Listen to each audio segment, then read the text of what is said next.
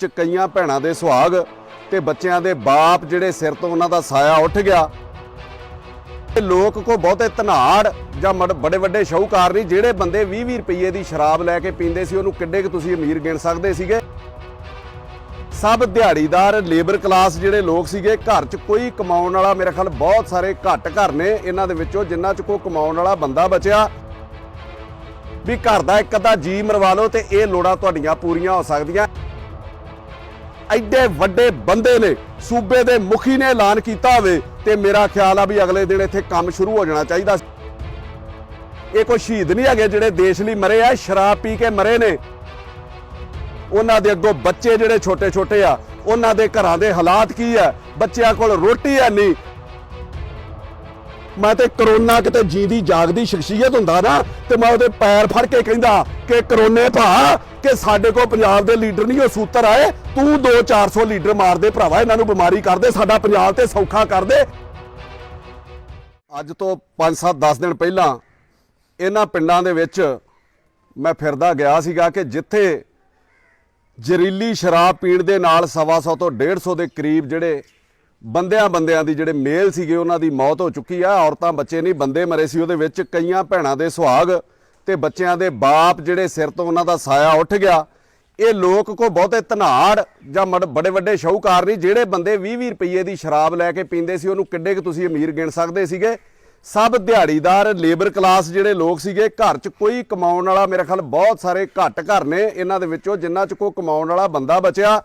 ये लोग पहलां ही गरीबी नाल ते भुख नाल बहुत ज़्यादा जिहड़े जूझ रहे सीगे ते जिहड़ा इह कहर इन्हां दे उत्ते हुण वापरिया वो ते इस तरह परिवार महसूस कर रहे हैं। किसी शायर ने बड़ा वधिया लिखिया कि इदां इन्हां नूं महसूस हुंदा एडा वड्डा इन्हां दे उत्ते भार जिहड़ा टुੱਟਿਆ कि जिंदगी दी बात पा के तुर गए हो तुसीं ते दिन दिहाड़े रात पा के तुर गए हो, पर ताए ने परिंदे भी घरां नूं क्यों तुसीं एक झात पा के तुर गए हो। उमर दे अगले पड़ाਅ नूं एक ही सखणेपण दी सौगात पा के तुर गए हो। दुख ते पहलां ही बड़े सन जिंदगी नूं, पर तुसीं ते सारिआं नूं मात पा के तुर गए हो। तिन्नां घरां दे विच मैं अफसोस करन गया सीगा, इसे बोर्ड थल्ले आया सीगा मुछलां दे विच। इस तो बाद मैं पंडोरी गया सीगा। मैं मुनकर नहीं हुंदा, मैं राजनीतिक बंदा वां, हर मुद्दे दे उत्ते बोलना, हर मुद्दे दे उत्ते बोलदा जिथे किते पंजाब दे विच कोई कताई हुंदी है जां कहर वापरदा। पर मेरी आदत नहीं है बाकियां वांगू कि सिर्फ राजनीति करके बोल के अपने आप नूं दस के पंजाब दा रखवाला जां लोकां दा रखवाला ते बाकी राजनीतिक लोकां वांगू इत्थों चला जावां। मेरी हमेशा हर जगह दे उत्ते कोशिश हुंदी, चाहे वो जौड़े फाटक वाला हादसा सीगा, चाहे वो बटाले वाला सीगा, चाहे ये हादसा वापरिया, मेरी एक कोशिश हुंदी है कि सहयोग लैके अपने वीरां भरावां दा कोई ना कोई उपराला कीता जावे। जिहड़े लोग मरे ने ये बदकिस्मती ये है इन्हां दी नाल कि इन्हां चों किसी दा भी घर जिहड़ा पक्का नहीं हैगा, कच्चे घर ने। और कच्चे घर 50-50 साल पहलां कोई इंदिरा गांधी वेले स्कीम चलदी सीगी उदों दे बने होए आ। और मेरे रौला पाउण तो बाद इन्हां लोकां नूं जिहड़ा मुआवजा 2-2 लाख रुपया सरकारी कताई दा मिलदा हुंदा सीगा, 2 लाख रुपया जे बटाले बंदे मर गए ते 2 लाख रुपया, जे इत्थे दुसहरे दे उत्ते बंदे मर गए ते 2-2 लाख रुपया। उस दिन मैं बहुत ज़्यादा जदों रौला पाया कि 2 लाख रुपये दे विच ते डंगर नहीं आउंदा चज दा ते तुसीं 2-2 लाख रुपया कीमत लाई होई है। ते कैप्टन अमरिंदर सिंह होणां ने 5-5 लाख रुपया जिहड़ा परिवारां दे जी दा मुआवजे दा ऐलान कीता ते इन्हां दे घर जिहड़ा पक्के करन दा ऐलान कीता। उस तो बाद तरह तरह का मजाक, देखो लोग लिहाज नहीं करते, लोग बहुत ज़्यादा जागरूक ने। तरह तरह का मजाक जिहड़ा सोशल मीडिया के उत्ते जिहड़ा इन्हां दा उडाया गया कि पंजाब ते देश के हालात वो बन चुके हैं कि जे कोई सरकारी नौकरी, जे कोई माली सहायता जां मकान पक्का कराउणा होवे ते उहदे लई पढ़ाई की जरूरत नहीं हैगी भी घर दा एक अद्धा जी मरवा लो ते ये लोड़ां तुहाडीआं पूरीआं हो सकदियां। इहो जे हालात, इहो जिहा साडा जिहड़ा समाज ये बन गया। कैप्टन अमरिंदर सिंह होणां ऐलान कीता सीगा कि सारे घर मैं पक्के कराऊंगा। एडे वड्डे बंदे ने सूबे दे मुखी ने ऐलान किया होवे ते मेरा ख्याल आ भी अगले दिन इत्थे काम शुरू हो जाना चाहिए सीगा। सरकारी ठेकेदारां नूं कह के, डिपार्टमेंट नूं कह के ਕੀ ਡੀਕਦੇ ਹੋ? ਸਾਉਣ ਦਾ ਮਹੀਨਾ, ਲੋਕਾਂ 'ਚ ਮੀਂਹ ਇੰਨਾ ਪੈਂਦਾ, ਛੱਤਾਂ ਡਿੱਗਣ ਤੱਕ ਇਹਨਾਂ ਦੀਆਂ ਤਿਆਰ ਹੋ ਚੁੱਕੀਆਂ ਸਾਰੀਆਂ। ਤੁਸੀਂ ਦੇਖੋ ਥਾਵਾਂ ਥਾਵਾਂ ਤੇ ਖਬਰਾਂ ਆਉਂਦੀਆਂ ਕਈ ਥਾਵਾਂ ਦੇ ਉੱਤੇ ਕਿ ਕਿਸੇ ਦੀ ਛੱਤ ਡਿੱਗ ਗਈ। ਇਹ ਮਕਾਨ ਜਿਹੜੇ ਤੁਰੰਤ ਪੱਕੇ ਹੋਣੇ ਚਾਹੀਦੇ ਸੀ। ਸਰਕਾਰ ਦਾ ਤੇ ਮੈਨੂੰ ਪਤਾ ਨਹੀਂ ਇਹ ਕਦੋਂ ਪੱਕੇ ਹੋਣੇ ਆ ਜਾਂ ਕਦੋਂ ਇਹਨਾਂ ਦੀਆਂ ਫਾਈਲਾਂ ਬਣਨੀਆਂ ਵਾ, ਪਰ ਮੇਰੇ ਵੱਲੋਂ ਜੋ ਇਹਨਾਂ ਲੋਕਾਂ ਨੂੰ ਕਿਹਾ ਗਿਆ ਸੀਗਾ ਉਹਨੂੰ ਪੂਰਾ ਕਰਨ ਦਾ ਅੱਜ ਜਿਹੜਾ ਉਪਰਾਲਾ ਹੈ ਸ਼ੁਰੂ ਕਰ ਦਿੱਤਾ ਗਿਆ। ਇਹ ਜਿਹੜਾ ਮਕਾਨ ਬਣਾਉਣ ਦਾ ਸਿਲਸਿਲਾ ਸ਼ੁਰੂ ਕੀਤਾ ਗਿਆ, ਅਲਾਇੰਸ ਕਲੱਬ ਹੈ ਜਿਹੜਾ ਇੰਟਰਨੈਸ਼ਨਲ ਲੈਵਲ ਦਾ ਕਲੱਬ ਹੈ, ਉਹਦੇ ਵੱਲੋਂ ਦਿੱਤਾ ਜਿਹੜਾ ਸ਼ੁਰੂ ਕੀਤਾ ਗਿਆ। ਮੈਂ ਬੇਨਤੀ ਕੀਤੀ ਸੀ ਸਾਡੇ ਨਾਲ GS ਭਾਟੀਆ ਜੀ ਜਿਹੜੇ ਇਸ ਕਲੱਬ ਦੀ ਅਗਵਾਈ ਕਰਦੇ ਨੇ ਅੰਮ੍ਰਿਤਸਰ ਜ਼ਿਲ੍ਹੇ ਦੇ ਵਿੱਚ, ਗਵਰਨਰ ਸਾਹਿਬ ਨਾਲ ਖੜੇ ਨੇ, ਇਹਨਾਂ ਦੀ ਅਗਵਾਈ ਦੇ ਵਿੱਚ ਇਹਨਾਂ ਦੇ ਮਕਾਨ ਜਿਹੜੇ ਉਹ ਪੱਕੇ ਕਰਾ ਕੇ ਦਿੱਤੇ। ਔਰ ਅੱਜ ਜਦੋਂ ਇਹ ਸ਼ੁਰੂ ਕੀਤਾ ਗਿਆ, ਜਿੱਥੇ ਸਰਕਾਰ ਨੇ ਵੀ ਸਹਾਇਤਾ ਦੀ ਗੱਲ ਕੀਤੀ ਹੈ, ਮੇਰੇ ਉੱਤੇ ਤੇ ਛੱਡੋ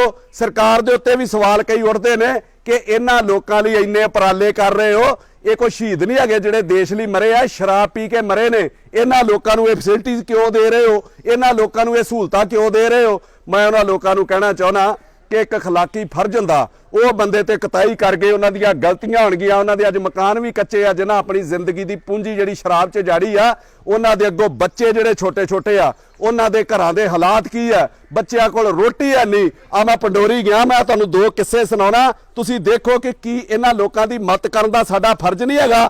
ਇਹ ਲੋਕ ਦੇਸ਼ ਲਈ ਮਰੇ ਹੁੰਦੇ ਤੇ ਫਿਰ ਇਹਨਾਂ ਲੋਕਾਂ ਨੂੰ ਇੰਨੀਆਂ ਗੱਲਾਂ ਨਾ ਸੁਣਨੀਆਂ ਪੈਂਦੀਆਂ। ਇਹਨਾਂ ਲੋਕਾਂ ਨੂੰ ਮੇਰੇ ਵਰਗੇ ਲੋਕ ਮਾਲੀ ਸਹਾਇਤਾ ਲਈ ਆਉਣੇ ਜਿਹੜੇ ਉਹਨਾਂ ਦਾ ਰਾਹ ਨਾ ਡੀਕਦੇ।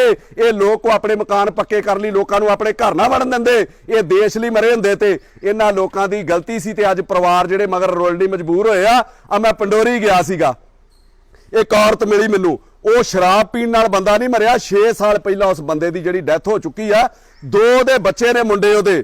ਔਰ ਉਹ ਔਰਤ ਮਨਜੀਤ ਕੌਰ ਉਹਦਾ ਨਾਂ ਹੈ, ਉਹ ਘਰਾਂ ਦੇ ਵਿੱਚ ਕੰਮ ਕਰਦੀ, 2 ਘਰਾਂ ਦੇ ਵਿੱਚ 500 ਰੁਪਈਆ ਲੈਂਦੀ ਇੱਕ ਘਰ ਦੇ ਵਿੱਚੋਂ ਤੇ 1000 ਰੁਪਈਆ ਜਿਹੜਾ ਬਣਦਾ। ਮੈਂ ਉਹਨੂੰ ਪੁੱਛਿਆ 1000 ਰੁਪਈਏ 'ਚ ਬੱਚੇ ਤੇਰਾ ਗੁਜ਼ਾਰਾ ਕਿੱਦਾਂ ਹੁੰਦਾ? ਬੱਚੇ ਤੇਰੇ 10-10 12-12 ਸਾਲ ਦੇ ਨੇ, ਪੜ੍ਹਨ ਵਾਲੇ ਨੇ।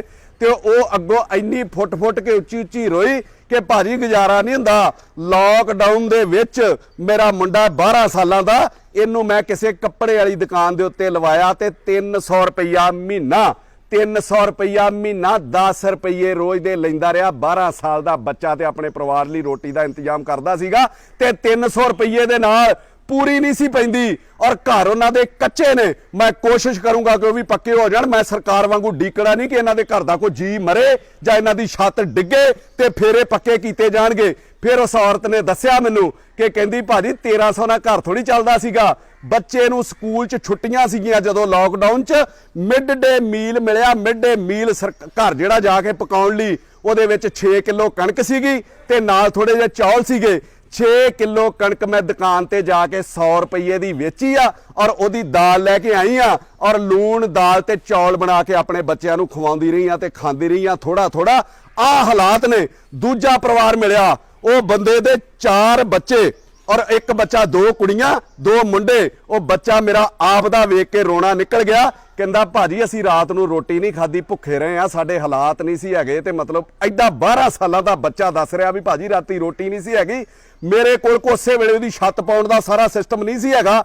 ਪਰ ਮੈਂ ਉਹਨੂੰ ਇੱਕ ਵੇਖੋ ਹੈਰਾਨੀ ਦੀ ਗੱਲ ਆ, ਮੈਂ ਉਹਨਾਂ 2 ਬੀਬੀਆਂ ਨੂੰ ਸੱਦਿਆ ਕਿ ਮੇਰੀਆਂ ਭੈਣਾਂ ਆਓ ਮੇਰੇ ਲਾਗੇ ਬੈਠੋ ਤੇ ਮੈਨੂੰ ਰਾਸ਼ਨ ਲਿਖਾਓ 2-2 ਮਹੀਨੇ ਦਾ ਕਿੰਨਾ ਹੁੰਦਾ, ਮੈਂ ਤੁਹਾਡੇ ਘਰ ਦੇ ਵਿੱਚ ਮਤਲਬ ਪੁੱਛਦਾ ਕਰਦਾ ਵਾਂ।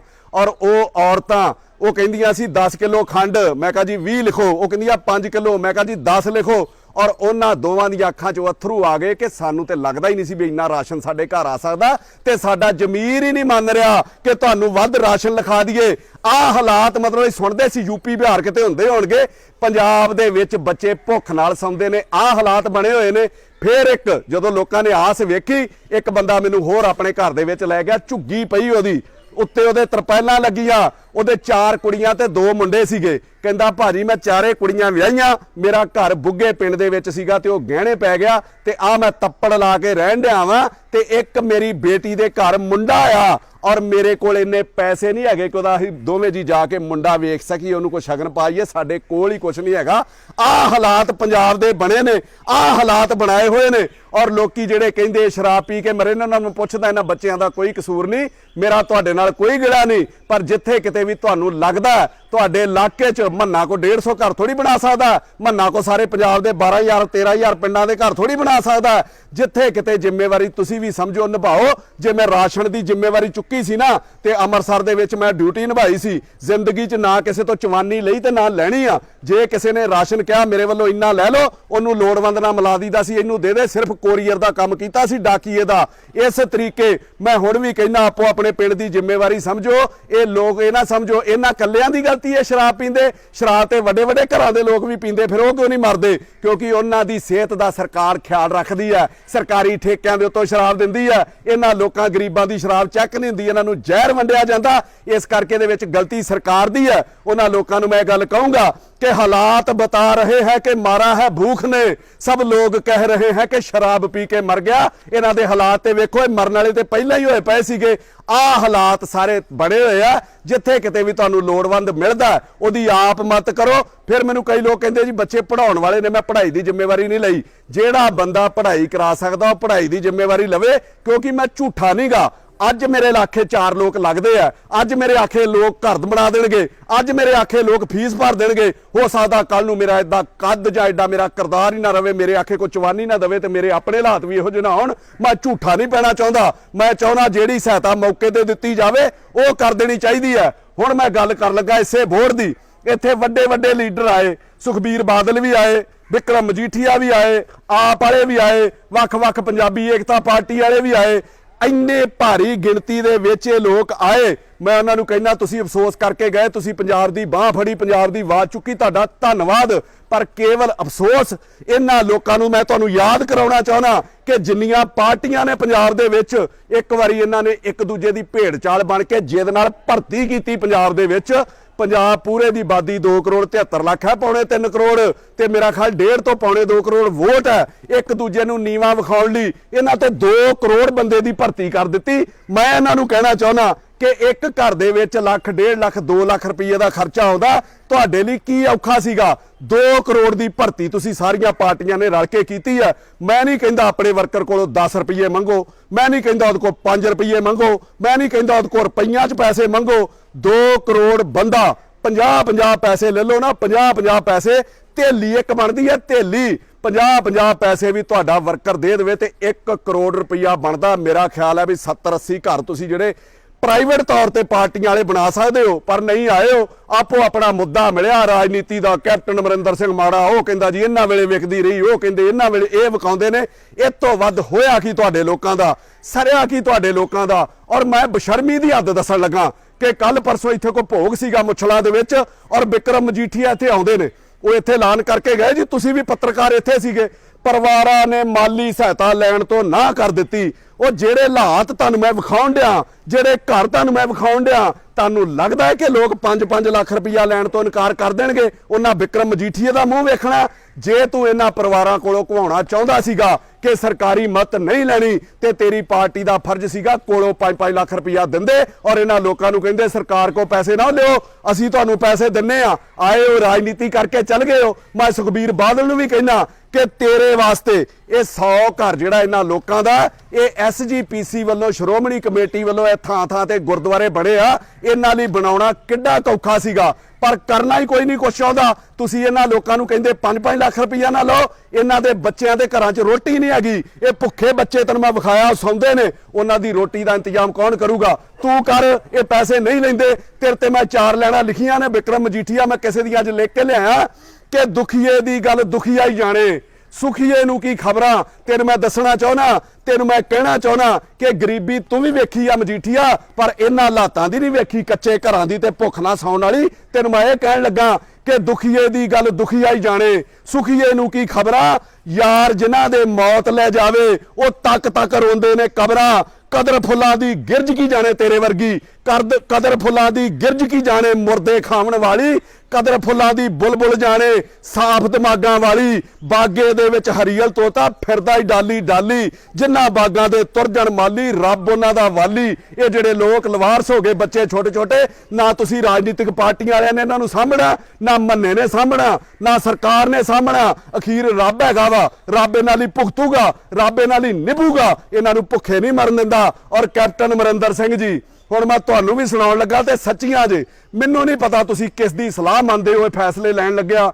ਲੋਕ ਸਵਾਲ ਤੁਹਾਨੂੰ ਬਿਲਕੁਲ ਠੀਕ ਕਰ ਰਹੇ ਆ। ਮੈਂ ਸਹਿਮਤ ਆ ਲੋਕਾਂ ਦੇ ਨਾਲ ਕਿ ਜਿਹੜੇ ਬੰਦੇ ਸ਼ਰਾਬ ਪੀ ਕੇ ਮਰੇ ਉਹਨਾਂ ਨੂੰ ਮੁਆਵਜ਼ਾ ਦੇ ਰਹੇ ਹੋ 5-5 ਲੱਖ ਰੁਪਈਆ, ਜਿਹੜੇ ਆਪਣੀ ਗਲਤੀ ਨਾਲ ਮਰੇ। ਤੇ ਜਿਹੜੇ ਬੰਦੇ ਭੋਲੇ ਅਣਜਾਣ ਰੇਲ ਦੇ ਥੱਲੇ ਆ ਗਏ, ਜਿਨ੍ਹਾਂ ਨੂੰ ਪਤਾ ਹੀ ਨਹੀਂ ਸੀ ਵੀ ਇਹ ਹਾਦਸਾ ਹੋ ਜਾਣਾ, ਉਹਨਾਂ ਨੂੰ ਮੁਆਵਜ਼ਾ ਦੇ ਰਹੇ ਹੋ 2-2 ਲੱਖ ਰੁਪਈਆ। ਜਿਹੜੇ ਬੰਦੇ ਬਟਾਲੇ ਸਰਕਾਰ ਦੀ ਅੰਗੈਲੀ ਨਾਲ ਮਰ ਗਏ, ਉਹਨਾਂ ਨੂੰ ਮੁਆਵਜ਼ਾ ਦੇ ਰਹੇ ਹੋ 2-2 ਲੱਖ ਰੁਪਈਆ।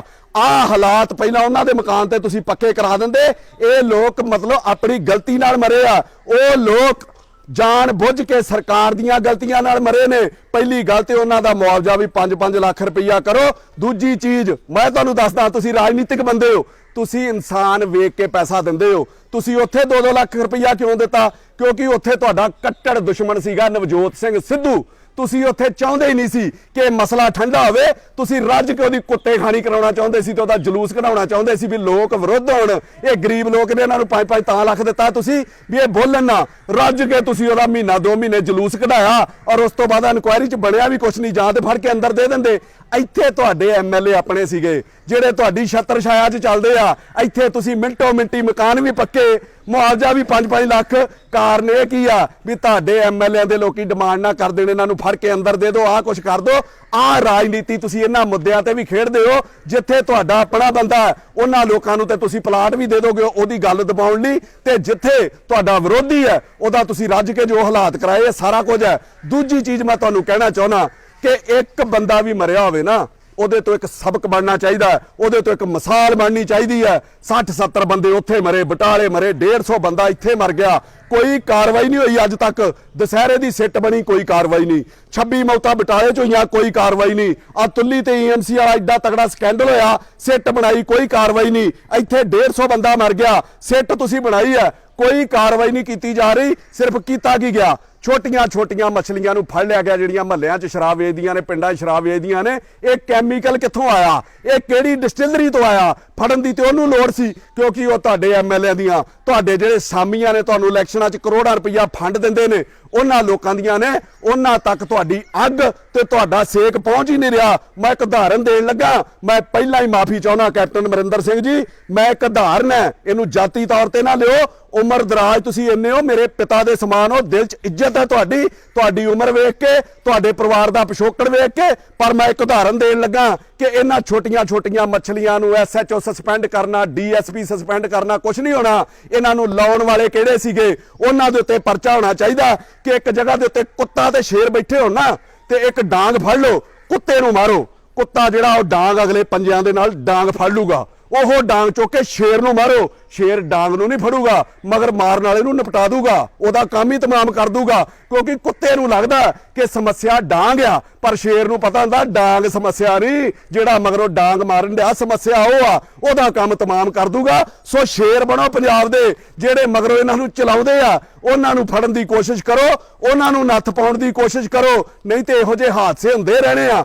ਮੈਂ ਤੁਹਾਨੂੰ ਬੇਨਤੀ ਕਰਦਾ ਕਿ ਧਾਇਆ ਕਰੋ ਕਿ ਪੰਜਾਬ 'ਚ ਇਹੋ ਜਿਹਾ ਕੋਈ ਹਾਦਸਾ ਹੀ ਨਾ ਹੋਵੇ, ਦੁਬਾਰਾ ਤੁਹਾਨੂੰ ਕੋਈ ਮੁਆਵਜ਼ਾ ਦੇਣਾ ਹੀ ਨਾ ਪਵੇ ਮੌਤਾਂ ਦੇ ਉੱਤੇ। ਨਾ ਮੌਤਾਂ ਹੋਣ, ਨਾ ਤੁਸੀਂ ਮੌਤਾਂ ਤੇ ਮੁਆਵਜ਼ਾ ਦਿਓ 2-2 ਲੱਖ ਰੁਪਈਆ, 5-5 ਲੱਖ ਰੁਪਈਆ। ਇਹਦੀ ਲੋੜ ਨਹੀਂ ਹੈਗੀ, ਇਨਸਾਫ ਲੈਣ ਦੀ ਲੋੜ ਹੈ। ਇਹਨਾਂ ਮੌਤਾਂ ਦੀ ਕੁਰਬਾਨੀ ਸਮਝੋ, ਚਾਹੇ ਇਹ ਸ਼ਰਾਬ ਪੀ ਕੇ ਹੋਈਆਂ। ਇਹ ਮਿਸਾਲ ਬਣਨੀ ਚਾਹੀਦੀ ਹੈ ਕਿ ਦੁਬਾਰਾ ਇਹੋ ਜੀ ਮੌਤ ਨਾ ਆਵੇ। ਜਿਹੜਾ ਬੰਦਾ ਇਹਨਾਂ ਦਾ ਕਿੰਗ ਪਿਨ ਆ, ਜਿਹੜਾ ਇਹਨਾਂ ਨੂੰ ਚਲਾਉਂਦਾ, ਜਿਹੜਾ ਇਹਨਾਂ ਦੇ ਮਗਰ ਸਿਆਸਤਦਾਨ ਆ, ਉਹ ਫੜਿਆ ਜਾਣਾ ਚਾਹੀਦਾ। ਮੈਂ ਤੁਹਾਨੂੰ ਕਹਿੰਦਾ 5-7 ਕਰੋੜ ਰੁਪਈਆ ਤੁਸੀਂ ਮੁਆਵਜ਼ਾ ਦਿੱਤਾ ਨਾ, ਜੇ 5-5 ਲੱਖ ਰੁਪਈਆ ਦੇ ਰਹੇ ਹੋ, 150 ਬੰਦਾ ਮਰਿਆ ਹੋਵੇ ਤੇ 7.5 ਕਰੋੜ ਜਿਹੜਾ ਬਣਦਾ, ਮੈਂ ਤੁਹਾਨੂੰ ਕਹਿੰਦਾ ਤੁਸੀਂ ਚੱਜ ਦਾ ਕੋਈ ਐਮਐਲਏ ਫੜ ਲਓ, ਤੁਸੀਂ ਕੋਈ ਮੰਤਰੀ ਫੜ ਲਓ, ਵੱਡੀ ਫੈਕਟਰੀ ਵਾਲਾ ਫੜ ਲਓ। ਇਹ ਲੋਕ ਮੁਆਵਜ਼ਾ ਨਹੀਂ ਮੰਗਣਗੇ। ਮੈਂ ਤੁਹਾਡੇ ਨਾਲ ਠੇਕਾ ਮਾਰਦਾ ਕਿ ਜਿੱਥੇ ਕਿਤੇ ਵੀ ਹਾਦਸਾ ਹੋਊਗਾ, ਜਿਹੜਾ ਬੰਦਾ ਉਹਦੇ ਮਗਰ ਤਾਕਤਵਰ ਆ ਉਹਨੂੰ ਫੜੋ, ਤੇ ਜਿੰਨੇ ਪੈਸੇ ਤੁਸੀਂ ਕਿਸੇ ਮੰਚ ਦੇ ਉੱਤੇ ਮੂੰਹੋਂ ਕੱਢ ਆਇਆ ਕਰੋਗੇ, ਮਨਦੀਪ ਸਿੰਘ ਮੰਨਾ ਝੋਲੀ ਅੱਡ ਕੇ ਮੰਗ ਕੇ ਉਹਨਾਂ ਲੋਕਾਂ ਨੂੰ ਪੈਸੇ ਦਿਆ ਕਰੂ। ਤੁਹਾਨੂੰ ਸਰਕਾਰ ਨੂੰ ਪੈਸੇ ਦੇਣ ਦੀ ਲੋੜ ਨਹੀਂ, ਲਾਓ ਮਾਰੋ ਮੇਰੇ ਨਾਲ ਠੇਕਾ,